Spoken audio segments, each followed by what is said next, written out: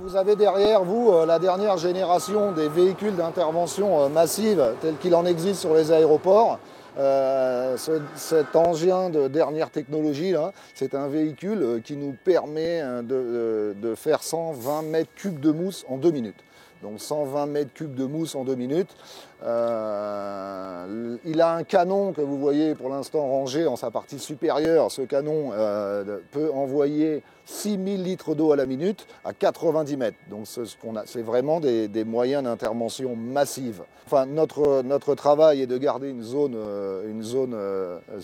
survivable autour de l'appareil. Établir un tapis de mousse autour de l'appareil protège énormément le risque d'inflammation du kérosène.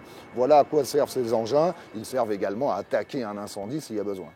Je vous disais, une chose importante dans les pompiers d'aéroport, c'est la rapidité. C'est pour ça que vous voyez derrière vous des engins qui sont assez impressionnants.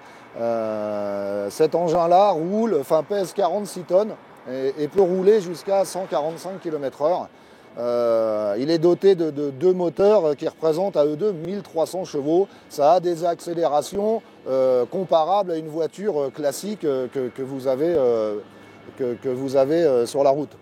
Alors, identique à celui-là, aujourd'hui, on en a 2 et le troisième arrivera en début du mois de janvier de l'année prochaine.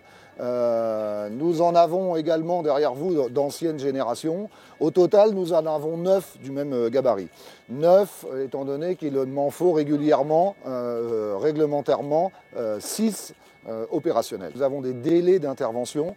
Il faut que nous soyons en moins de 3 minutes sur n'importe quel endroit des pistes de l'aéroport.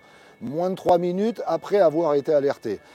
Pour cela, si nous mettons de l'ordre entre 20 et 30 secondes à sortir l'ensemble des engins de la remise, c'est très rapide, 20 ou 30 secondes, il reste 2 minutes 30 pour faire 4 ou 5 km, c'est pour ça que ces engins sont surpuissants. Paris-Charles de Gaulle étant un aéroport très vaste, il était impossible de couvrir ce risque avec une seule caserne. Nous avons donc 2 casernes sur la plateforme. Vous êtes ici dans la caserne principale qui à la fois gère le secours public effectué sur l'aéroport et l'ensemble de la couverture aéronautique du nord de l'aéroport. Nous avons une seconde caserne un petit peu moins importante basée dans le sud du terrain. Tout ça pour respecter nos délais imposés par la réglementation.